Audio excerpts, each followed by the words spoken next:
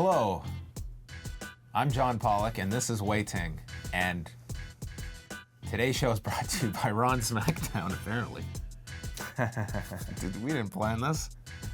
These are the primary colors of wrestling, I feel. I suppose, yeah. All we need is black and yellow, and we're all covered. Well, there are really two of the three primary colors, period. No one cares about the real primary colors. They care about the wrestling colors. This is Republican Democrat. This is Liberal Conservative. This is Raw SmackDown. Coke and Pepsi. Coke and Pepsi. Yeah, there's got to be a psychology to the contrast. I want a color expert to tell us about the science behind these colors and why they're oppositional forces. Yeah, colorologist. See, I'm live. I do a lot of entertainment stuff, and you're the worker. Because I think that's the only time Raw and SmackDown were truly distinct. Right. I'm also pretty irrelevant. You don't have to watch me. Yes, and you may stage. We should do like a Mac and PC ad, but with Raw and SmackDown. Yeah. Yeah. That's such a dated reference now, the Mac and PC ad, which I don't feel is dated, but it's like 10 years ago. Really, 10? Wow. That's when they were pulling that stuff. I remember two of my friends dressed up as that for Halloween week. Yeah. A Mac and a PC. Sam and someone else. Sam and Sean. Sam and Sean, yes. Hi, Sam. Hi, Sean. Yeah. You know, Bill got married? I didn't know that. Yeah, cool. Just got married recently. Nice. Yeah. Anyone else you keep up with? Elliot Minardi. Yes. I just saw yesterday. Elliot? Yep. I need to give Dan a call. Dan Zayon? Yes. You should. Maybe he'll show up to our birthday. You know what? I can't remember if I invited him or not. I don't know if he'll show up. He's got a kid now. All right. I'm worried about the length of these videos, so let's get to the question. Okay. We're going to start off. Is the bold the question here? This is a long one. This is a mini book. Is it possible that we are not taking the... Okay, that's only his question that summarizes his past two paragraphs. Wait, can you handle this one? This is a lengthy one. Well, he talks about just the creative rut that the WWE has been in over the past several years, not creating new stars. Okay, he cites here, awful Raws, poor ratings, declining third-hour viewership, incoherent booking, and an overall lack of momentum underlined. When we analyze things with the law on a week-to-week basis, we can see cracks in the product. Is it possible that we are not taking this deep creative rut that WWE is in seriously enough? Well, do you feel they're in a creative rut? I feel like because I'm watching wrestling on a consistent basis week to week, I'm probably curving the shows now. I think I judge whether or not a show is good based on whether or not it keeps my attention throughout. And I don't know if that's necessarily an indicator of a great product or just a product that's watchable. I feel like wrestling will always be around, and I don't think it's that concerning. I think that you look at all the different metrics of the WWE. I mean, it suggests that this is still a beyond viable product. I mean, calling it viable is very much underselling what they have at this point. They've got record-setting rights fees that they've never been making in their history. They've launched this network that people have locked into. I think the one category that I think it would be interesting what they would honestly say about a network launch if they would do it all over again. I mean, they probably wouldn't have the level of subscribers if they didn't put WrestleMania on the network. That's their big bump every year.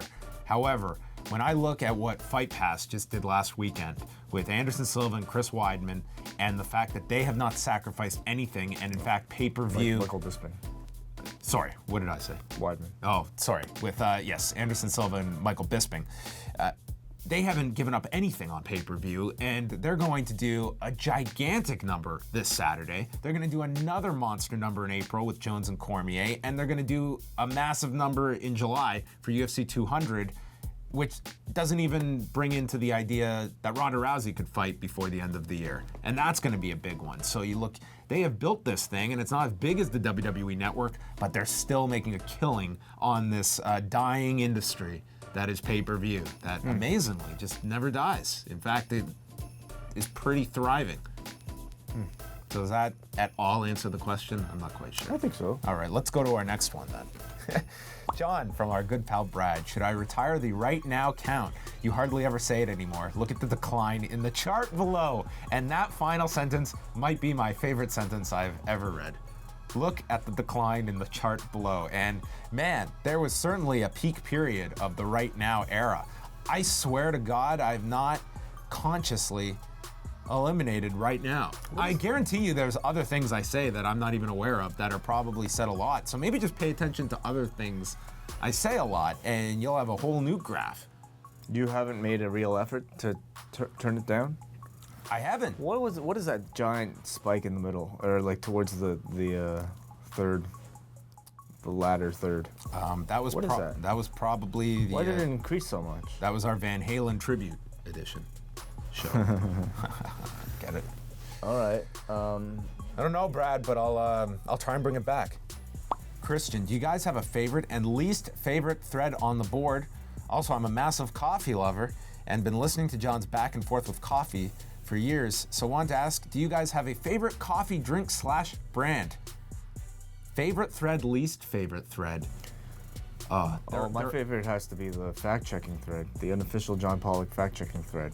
I think it's past 1,000 posts in there right now, and there's always a consistent level of quality maintained by Chris. I agree. Resident fact-checker extraordinaire. So it's always my favorite because I learn a lot from that thread.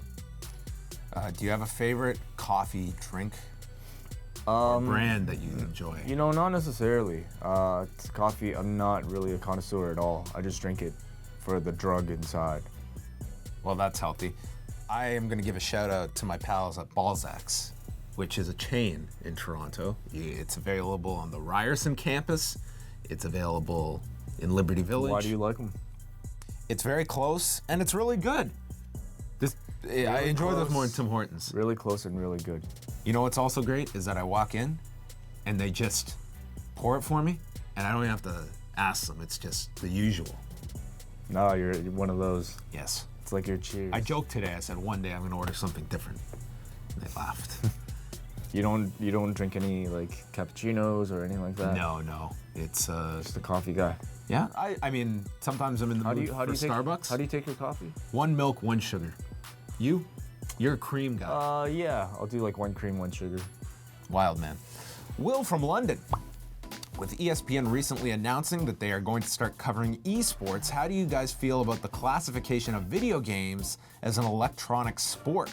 There's been a whole lot of both positive and negative responses to video games being given time on a sports channel, and with some tournaments boasting a prize pool over $18 million. Do you ever think there will be a time where they will be considered a legitimate sport? I don't know about legitimate. What, like covered on Sports Center? I could see that actually. I think anything that becomes popular enough and will garner ratings will, get some coverage. I mean, poker had a huge boom a decade ago on TV. I don't think people consider that a legitimate sport. It's a game. So we've talked about it before, the classification of sports versus games. I could care less what ESPN covers. If there's an audience for it, I think it's imperative on their part to explore that and go further with it. I have yet to find any of the purest outrage ever result in purists actually stopping with something. The amount of times I've heard in MMA, this is bad for the sport, 9 times out of 10, it's really not. Dada 5000, I think that was bad for the sport because of the implications after the fight. But so many times it's, we're focusing on this. It's bad for the sport. We're playing to grudges. It's talking. It's wrestlers coming over. It's ESPN is going through a lot of problems at this point. I mean, they have lost a lot of cable subscribers, so they have to come up with unique things. I mean, the WWE being covered on ESPN, there's outrage over that, but there's an audience for it, because if there wasn't, they wouldn't be spending resources on it and time. Mm-hmm. So I think if you are going the video game route, which I know nothing about in terms of eSports, and I don't even know what kind of coverage you would do. Are you looking at this in terms of skills of the actual players? Yeah. looking at the games as like their result, I don't even know what the coverage would look like. So I'd be curious to watch it. Skills of the actual players. Yeah, that's what I'm guessing. So why not? I don't have a problem with that. That's to me. We cover professional wrestling. I know we're the wrong people to be hardlining anything. We're not purists really of any kind. Yeah, there's people that mock us. Yeah. We'll continue. If you want, youtube.com/Fight Network. Go read those comments. Do you want to do one more? Yeah, sure. All right. You guys were talking about how WWE was good during late 99 and 2000 during the Super Brawl review. Those years are my favorite WWE years. The question is, who was the booker during that era? I know in the summer of 99, Russo left WWE, but the storylines got so much better. It was truly the most entertaining years of WWE for me. Just curious to see who was booking the shows. Well, at this time, I mean, it has never changed that the ultimate editor was Vince McMahon. And in late 99, when Russo and Ferrara immediately left, Terry Taylor was in that mix and was also a guy working without a deal. And he ended up shortly thereafter leaving and also going to WCW. So he was there for a little bit after Russo and Ferrara left. And then a guy who came into the company was this guy named Chris Kresge. And he was largely credited with the kind of the stories at the time, linking everything together, and I think he was there through late 2000. He was there, so that time period he would be there. Brian Gewirtz was certainly part of the mix. Ed Koskey was there, but ultimately, I mean, Vince McMahon was still in the role where he was approving and he was the final say on everything. So that's kind of an idea of that time period, which is business-wise and amongst fans, a largely celebrated time period for the WWE. What is your favorite time period? Let's just keep it to WWE. Favorite time period as a fan? I mean, that whole lead up to WrestleMania 17 was, I think, really great. Everything beyond that, I really like the SmackDown 6 era in recent memory. That was really good. And yeah, I kind of largely missed out on the Attitude Era. It's only from doing review-a-wai that I've watched a lot of that stuff. Wai was sleeping. Now you're discovering all of this for the first time, which it's met with, I think, more critical eye in 2016 than for most in 1999, 2000. I mean, a lot of good, but a lot of bad too. All right, that is going to wrap things up right now. Do you know what's coming up on Raw Sunday night? No, what? Oops. Jesus. Wai. Sorry. I find that funny, but that wasn't me this time. This Sunday night, we're going to be joined by Joey Ryan, the master of the YouPornplex, and he's going to be chatting. Is he sponsored by YouPorn? Yes, he is. Wow, cool. Yes, he is. Awesome. So I think the king of the viral video. Yeah. I mean, this guy has had a number of hits, not the least of which was his recent engagement proposal in the ring to his girlfriend. So Jason Agnew is chatting with Joey Ryan about many things, and we're going to work some Fuller House discussion into that chat as well. Sweet. What's the connection? Find out on Sunday. That's coming up at 11 Eastern time, and beyond that, go check out our recent review of WrestleMania 12 that Wai enjoyed immensely, the Iron Man match between Bret Hart and Shawn Michaels. We've also got Bauer and Pollock up. What's next? Discussing Wednesday night's episode and anything else. We got the full Jim Ross interview, 48 minutes with Jim Ross. Wow. Man he's a very, very busy man. He's on New Japan Friday night, calling boxing next weekend. Wow. Busy, busy man. And what would you like to discuss? What would you like to promote, Wai? Subscribe to this channel, and you have to. You have to subscribe.